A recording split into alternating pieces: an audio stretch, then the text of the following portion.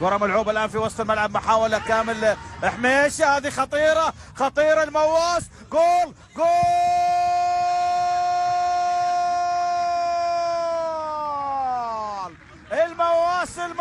المواس يأتي بالهدف الأول المنتخب السوري. المنتخب السوري يبدأ الشوط الثاني، محمود المواس يأتي